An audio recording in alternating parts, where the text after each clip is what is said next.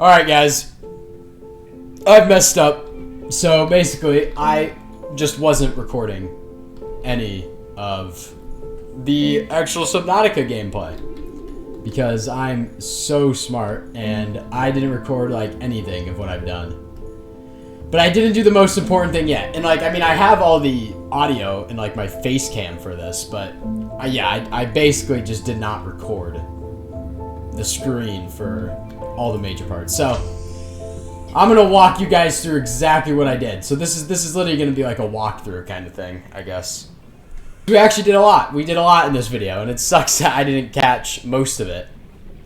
So the first thing that we did was, and I'm gonna show you all the exact spots. This is a full-blown walkthrough. Yep. So the first thing we did was we came back to this side of the Aurora back here, and around this part was the other parts for the Cyclops. So I got all of those, and I had to narrowly avoid the Reaper Leviathan, which was lurking over here. But we did, and I got all the parts for the Cyclops that I needed. So he's probably back here still right now, but yeah. That was the first thing we did. We came back there, we got the final parts for the Cyclops. Well, some of them. The next thing that we did was we came to the mushroom forest over in this area. So yeah, actually, we were down in this mushroom forest down here. Oh, what is this? Hey, get off my ship. Hey, leave my ship alone. Okay. Yes, then we came down here into the mushroom forest, and right along the edge here was some more Cyclops parts. We found the final ones down in here, and we got 2 of them from this area over here. We got like 1, 2, and we got like 1 right over here somewhere. We got another one. So yeah, that's what we did over there. And after that, as you can see, we got the final blueprints for the Cyclops. And I had just grinded in order to get all of those parts.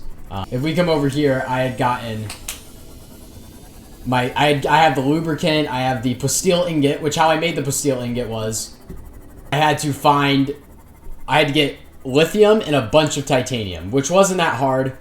Because we got the lithium actually from the jelly shroom cave, which leads me on to the next part of what we did, which was we finally went down in that cave system. So I will go show you guys that. Okay, so yes, in order to find all the lithium that I needed, and I needed to use the scanner room. And one of the main things I had been missing from the scanner room was the HUD chip. So what that does is it basically makes it's this thing right here. And you needed lithium you needed magnetite in a computer chip, which I already had the computer chip. So the magnetite, I knew you had to come down here into these jelly shroom caves. Look at these. These are pretty cool. And I basically got magnetite out of all of these different areas. Right down like in here. Let's see if I can find any right now. Why is this thing just standing straight up? Broken. Alright, that is spooky. Okay, anyways. Down here on the ground. Yep, there's some right there, actually. So see that stuff? Down in here, you can actually find magnetite. So, it was right here this whole time. And also the other thing you can find down here are the shale outcroppings that were by the Aurora. And they were also down here. And, of course, the shale outcroppings is like a main source for, diamonds and lithium and stuff. So I used the shale outcroppings, which you can see right there. There's one. In order to find all the lithium that I needed. So yeah, we went down here, we grinded, we got our stuff. And then the last thing that I need, I got the advanced wiring kit. That was just a wiring kit and an extra computer chip. Really not that hard to make. I haven't explored this though, actually, right here. I wonder what this is. Anyways, though, yeah, so that's all I did down here. Okay, so then yes, once I had gotten done with that, I was able to get the HUD chip. Oh wow, I'm taking damage. I need water. I was able to get the HUD chip. And so now I have all the ingredients except the enamel glass, which is actually what I've been working on. Because I actually don't even have the enamel glass yet. shoot, I'm gonna die. Okay, well, this sucks. Looks like we'll just park our thing right here. And just die. There we go. And so yes, now the main thing I've been looking for is actually those stalker teeth. Because with those stalker teeth, you can make the enameled glass, which is what the final part to the Cyclops. So, how you get it is kind of weird. You have to feed the stalker metal salvage, and once they eat that, their teeth fall out. And then you pick up their teeth, and then you combine it with glass. So I already have the glass, and I have about 1 of the stalker teeth. So, it was kind of a struggle trying to find all these. I should go put my sea moth in the moon pool before it breaks. And so yeah, like I said, what I've been talking about this whole time is all of these resources in here. This is all the stuff I had gotten. And I have 1 of the stalker teeth. But yeah, these are all the stuff to build the Cyclops. So yeah. I mean, you get a rundown of what I did, basically.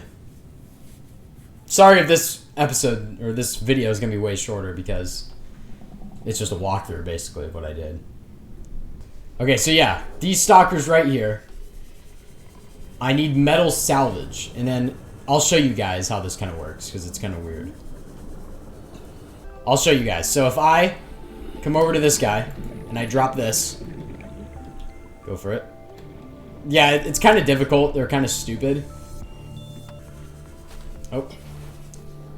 Oh, there we go. He picked it up. There we go. There's the tooth. All right.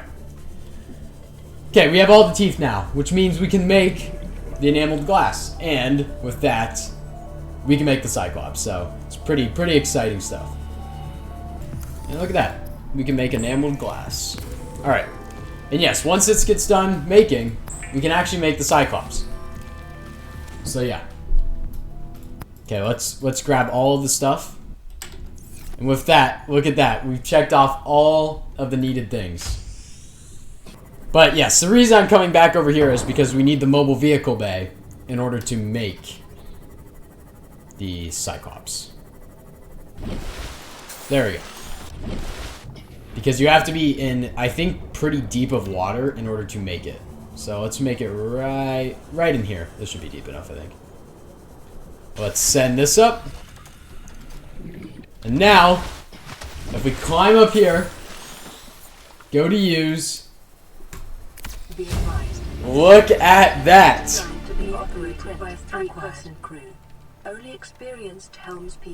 That's crazy. This thing is massive, by the way. I mean, it is literally like a mobile base at this point. Look at that. It's so cool, dude. Alright, let's get in this. Oh, this is so exciting. Okay. Oh. There we go. Oh, shoot. All systems online. All systems online. Look at that. What's to the back you can actually... Yeah. Yeah, look, so these are all the power cells that it uses in order to run. Oh, yeah, and then you can store, like, your prawn suit or, like, your sea moth. You can store another vehicle inside of the vehicle of the Cyclops. Toggle internal lighting, so yeah, there's that. There's a fire extinguisher because I think your engine can overheat when you're in this. Look at this beauty. Okay. Engine powering up. There we go. Honk the horn. Oh, this is so awesome. Here, let's take it above the water. I think you can use different cameras too, can't you? Yeah. Look at this. There's different cameras. There's an above camera, below camera, this camera. Oh, this is so cool. Okay. So it actually kind of sucks because I don't really have a place to put this right now. I have the moon pool back at my other base, but my Cyclops is definitely not fitting over there, so we'll just kind of keep it by our life pod for now. I feel like that's the move. 500 meters. So that is almost twice how far my sea moth can go. So we can go to totally new areas and with better protection. Yeah, there's also this where you can speed up. This is, of course, if you're getting, like, attacked or something. And then there's slow mode, which I think is when you're trying to be really quiet to avoid stuff. But yeah, we'll bring it right over here for now. I kind of want to check this out, too. What it looks like from the outside. I didn't really get a good look at it. Just look at that. That is crazy. Alright. And yeah, there's a ton of storage in there, too. I think. Or maybe I have to add that, but... I mean, look at my sea moth compared to this thing. It looks like a little baby. We're going to go back over to my starter base, and I think that's what we're going to call it for this episode. So yeah, that's where we're going to wrap it up for today. Like I said, this is a weird episode, and this was probably like 7 minutes long, 6 minutes, like 30 seconds, I don't know. Because I just didn't even record me playing the actual game. But I feel like I did a pretty good walkthrough of what I did. I mean, we got the Cyclops at the end of the day. And we also found magnetite in the HUD chip. I mean, we got a lot accomplished.